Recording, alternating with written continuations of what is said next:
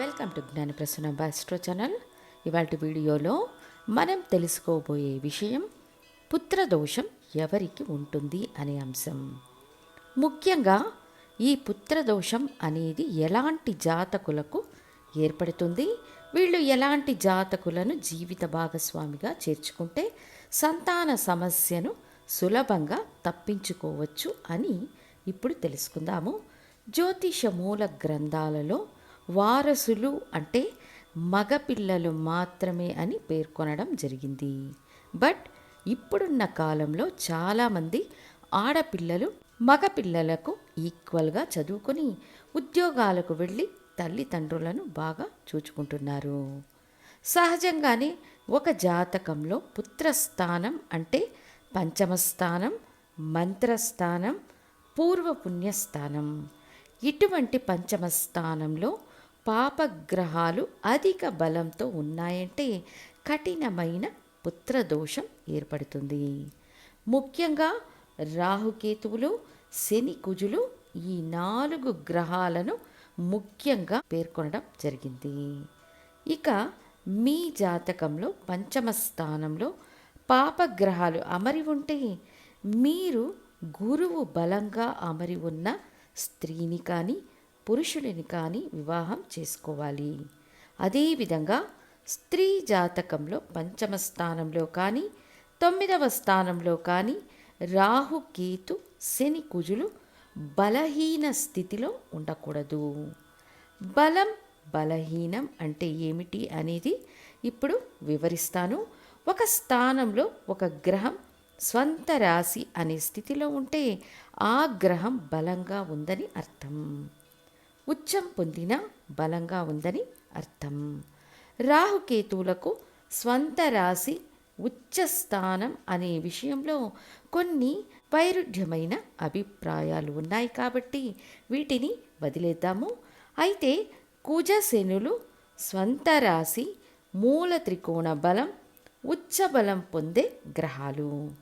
ఒక తులా లగ్న జాతకులకు పంచమ స్థానంలో స్వంత రాశి అనే స్థితిలో ఉన్న శని భగవానుడు పుత్ర దోషాన్నివ్వడు.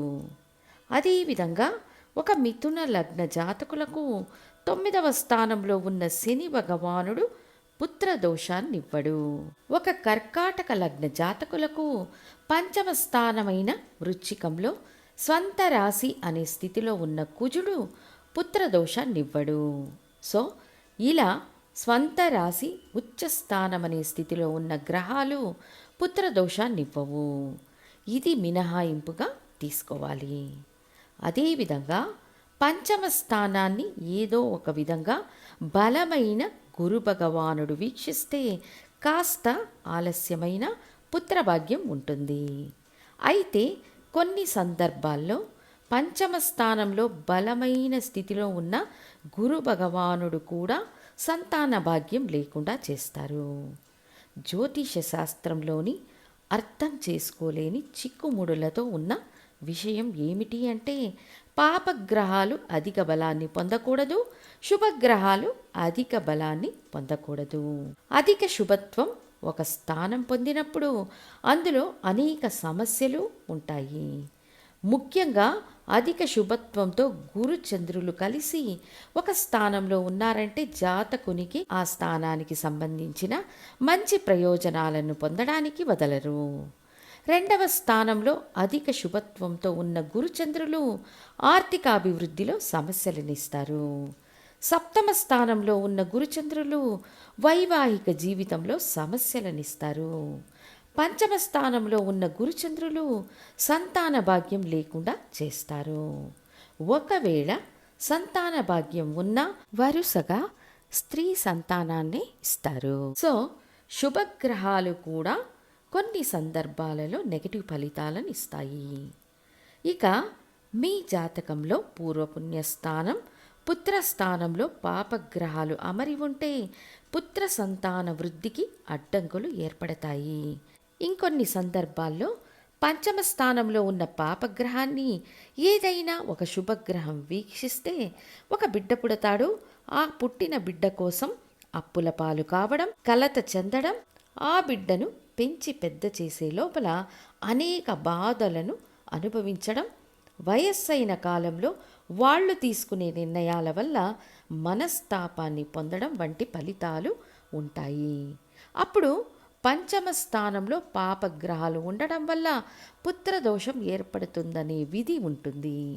అది మీరి ఆ పిల్లల గురించి మీరు కలత చెందవలసిన భాగ్యం కూడా ఏర్పడుతుందనే విధి కూడా ఉంటుంది. ఆటిజం ఉన్న పిల్లలు, చదువుపై శ్రద్ధ లేని పిల్లలు, చెడు మార్గంలో వెళ్ళే పిల్లల గురించి ఆందోళన చెందవలసిన పరిస్థితులు ఏర్పడడం, ఇవన్నీ పంచమ స్థానం పాడవ్వడం వల్ల ఏర్పడతాయి. అంతేకాక జాతకంలో గురు భగవానుడు బలహీన స్థితిలో ఉంటే పిల్లల గురించి ఆందోళన చెందే విధి ఏర్పడుతుందనేది వాస్తవం. ముఖ్యంగా స్త్రీ పురుష జాతకాలలో పంచమ స్థానం తీవ్రంగా ప్రభావితమై గురువు కూడా బలహీన స్థితిలో ఉండడం, ఒకవేళ ఇటువంటి జాతకాలు కలిస్తే వీళ్లకు పుత్ర సంతాన వృద్ధి ఏ రూపంలోనూ ఉండదు. నేరుగా దత్తతకు వెళ్ళిపోవలసి వస్తుంది. సో జాతకాలను పొంతన చేసేప్పుడు ప్రతి ఒక్కరూ ఈ యొక్క విధిని జాగ్రత్తగా పరిశీలించడం అవశ్యం. మీ జాతకంలో పంచమ స్థానంలో అశుభగ్రహాలు ఉండి గురు భగవానుడు కూడా బలహీన స్థితిలో ఉంటే మీరు ఎంచుకునే జీవిత భాగస్వామికి ఖచ్చితంగా పంచమ స్థానంలో బలమైన గ్రహాలు ఉంటే మాత్రమే మీకు సంతాన వృద్ధి ఉంటుంది. ఎన్ని కోట్ల ఆస్తులు ఉన్నా దాన్ని అనుభవించే వారసులు లేకుంటే మీ జీవితం పరిపూర్ణంగా ఉండదు.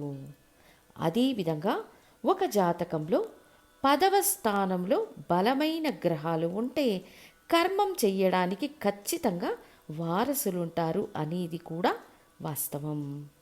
ఉదాహరణకు ఒక సింహలగ్న జాతకం పంచమ స్థానంలో రాహువు, కుజుడు, శనులు ఉన్నారు.